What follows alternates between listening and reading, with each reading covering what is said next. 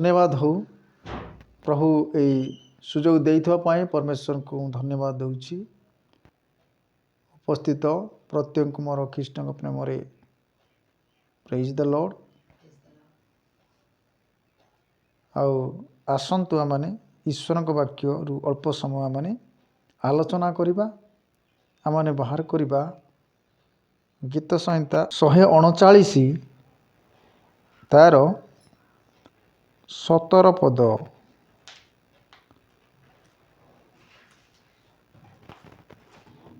के पाइले पढ़ंतु।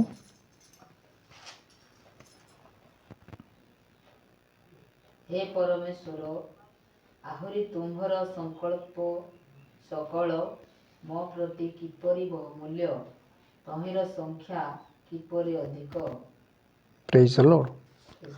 प्रभु नाम धन्यवाद हो। सुंदर भाव ए स्थान आम पढ़ा पारिलु। लेखा जाए हे परमेश्वर आहुरी तुमर संकल्प सकल। परमेश्वरंकर संकल्प आम मान प्रति रही। प्रत्येक जीवन रे भावंतु नाई जे मनीष सबू करे,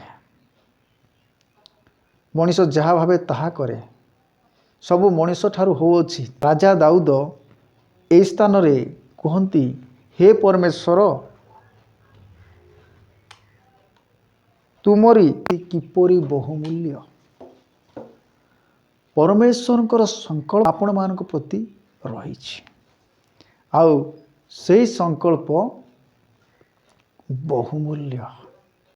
जदि आम गणिबा गणना अधिक तार 18 पदरे लिखा जाए बालुका अपेक्षा अधिक समुद्रर बाली ठारू मध्य आहुरी अधिक संकल्प परमेश्वर प्रेज द लॉर्ड बाली ठारू मध्य अधिक। आपण मन ता जानते कि चिरिम पुस्तक 29 अध्याय तार 11 पदरे मध्य आम देखा पारुछु।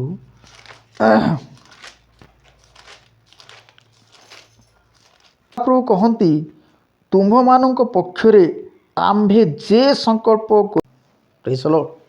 तो परमेश्वर आम मानक पई जो संकल्प करियोछंती बा जो योजना करियोछंती ताहा नहीं। हालेलुया। कि परमेश्वर मनीष पारिबे नहीं, पारिबो नहीं। मनीष माने जानी पारिबे नहीं। ईश्वर आपण मानक पई मो पई जो प्लान करियोछंती ताहा सीए जानी अछंती। आम पई जे योजना करियोछंती तांको विषय से परमेश्वर को सहित संपर्क रखिबार आवश्यक रही। तेणु लेखा जाए प्रभु परमेश्वर वाक्य जे सकल संकल्प करियोछु ताहा आम्भे जानू तुम्भ मानकर अंतिम काल रे तुम मानकु भरोसा मंगलर संकल्प अटे। परमेश्वर कौन पाए मान पाए अंतिम काल रे शेष काल रे आमे जो काल रे आज बास करूचु एटा शेष काल। शेष काल रे देबा पाई आमान को भरोसा देबा पाई आमानकर अमंगल निमंते नुहे मात्र आम मानकर मंगल निमंते परमेश्वर। हालेलुया। तेणु आम माने तांको प्रति आमे अनुरक्त आहरी अनेक वाक्य माने देखा पारिबा। जदि आमे अपना मंगलमय इच्छानुसार परमेश्वर आपण मानक पाई मो पाई पूर्वरु संकल्प करियोछंती आउ आपणा मंगलमय इच्छा अनुसार तांकर गोटे मंगलमय इच्छा आम्भ मानक प्रति रही। ତାହାର ନିଗୁଡ଼ ତତ୍ତ୍ୱ ଜ୍ଞାତ କରାଇଅଛନ୍ତି। ସେ ଆମମାନଙ୍କୁ ତାଙ୍କ ନିଜର ଇଚ୍ଛାର ନିଗୁଡ଼ ତତ୍ତ୍ୱ ସେ ଆମମାନଙ୍କୁ ଜ୍ଞାତ କରାଇଅଛନ୍ତି, ମାନେ ଜଣେଇ ଅଛନ୍ତି।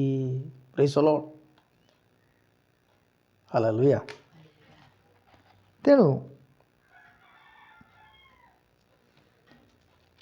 ଯଦି ଆମେ 10 ପଦ ପଢ଼ୁ, କି ମୂର୍ତ୍ତିରେ ଥିବା ସମସ୍ତ ବିଷୟ ସେ ଆବିର୍ଭୂତ କରିଅଛନ୍ତି। ଯେଉଁ ନିଗୁଡ଼ ବିଷୟ ସେ ଆମମାନଙ୍କୁ ସ୍ୱର୍ଗରେ କିଏ ମୂର୍ତ୍ତିରେ ଥିବା ସ୍ୱର୍ଗରେ କିଏ ସେ ଆପଣା ନିମନ୍ତେ ଖ୍ରୀଷ୍ଟଙ୍କ ଠାରେ ଏକୀଭୂତ କରିଅଛନ୍ତି।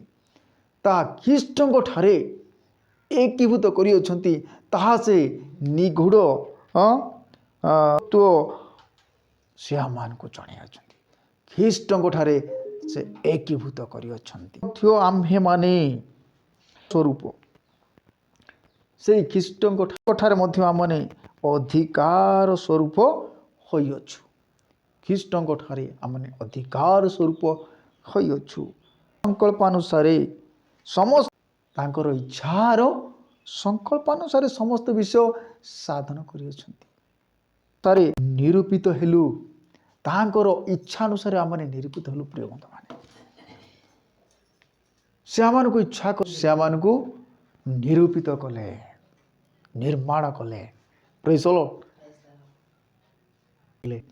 ନିଜେ ଇଚ୍ଛା କରି ସେ ଖ୍ରୀଷ୍ଟଙ୍କୁ ନିକଟକୁ ଆସିପାରନ୍ତି ନାହିଁ।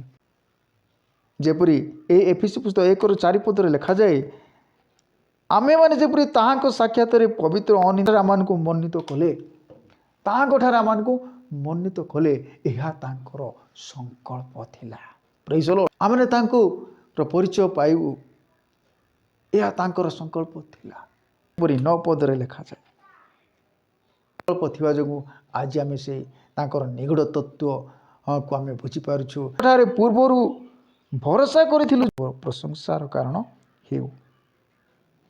ଆମେମାନେ ଈଶ୍ୱରଙ୍କର ଗୌରବର ପ୍ରଶଂସାର କାରଣ ହେଉ, ଏହା ଈଶ୍ୱରଙ୍କର ଗୋଟେ ସଂକଳ୍ପ। ହାଲେଲୁୟା। ଗୌରବ କରିବା, କରୁଛୁ, ତାଙ୍କର ଗୌରବ ନିମନ୍ତେ ବଞ୍ଚିବା,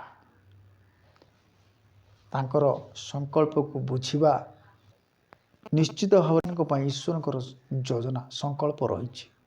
ତେଣୁ ଖ୍ରୀଷ୍ଟଙ୍କୁ ଜାଣନ୍ତୁ, ଈଶ୍ୱରଙ୍କୁ ଜାଣନ୍ତୁ, ତାଙ୍କ ସଂକଳ୍ପକୁ ବୁଝନ୍ତୁ। ଯେଉଁ ସଂକଳ୍ପ ସେ କରିଛନ୍ତି ଅନ୍ତିମ କାଳରେ ଆମମାନଙ୍କୁ ଭରସା ଦେବା ପାଇଁ, ଆଉ ଆମମାନଙ୍କର ମଙ୍ଗଳ ପାଇଁ ସେ ଯୋଜନା କରିଛନ୍ତି। ତେଣୁ ପ୍ରଭୁଙ୍କ ଠାରେ ଆମମାନେ ଭରସା ରଖୁ, ତାଙ୍କର ସଂକଳ୍ପକୁ ବୁଝୁ, ଆଉ ତାଙ୍କଠାରେ ଆମେ ରହୁ, ତାଙ୍କର ଗୌରବ କାରଣ ହଉ। ଆଉ ପ୍ରଭୁ ଆମମାନଙ୍କୁ ଏହି ଅଳ୍ପ ବାକ୍ୟରେ ଆଶୀର୍ବାଦ କରନ୍ତୁ। ଆଉ ଏହି ଭିଡ଼ିଓଟି ଭଲ ଲାଗିଥିଲେ ନିଶ୍ଚୟ ଲାଇକ୍ କରନ୍ତୁ, ଆଉ ନିଶ୍ଚୟ ଆପଣମାନେ ଆହୁରି ମଧ୍ୟ କିଛି ଦେଖିବାକୁ ପାଇବେ। ସମସ୍ତଙ୍କୁ ନମସ୍କାର।